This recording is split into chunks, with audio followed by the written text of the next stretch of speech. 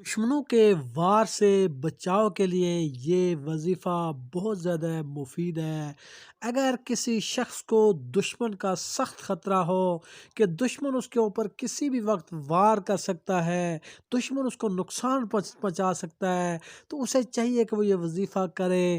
دشمنوں کے شر اور اس کے وار سے محفوظ رہنے کے لیے یہ وظیفہ بہت زیادہ مفید ہے۔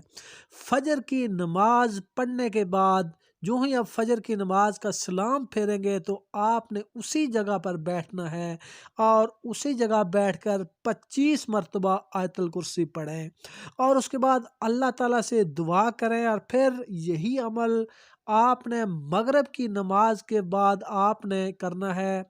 مغرب کی نماز کے فوراً بعد اسی جگہ پر قبلہ رخ ہو کر 8 مرتبہ آپ نے آیت الکرسی پڑھنی ہے، اور اس کے بعد بارگاہ الہی میں دشمن کے شر سے محفوظ رہنے کی دعا مانگیں۔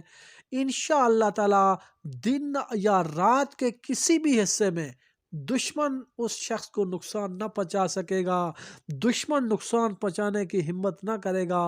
اگر آپ ہر روز یہ عمل کریں گے تو آپ کا دشمن مغلوب ہو جائے گا اور دشمن کو ناکامی کا منہ دیکھنا پڑے گا اور اس کا کوئی بھی وار کارگر نہ ہوگا۔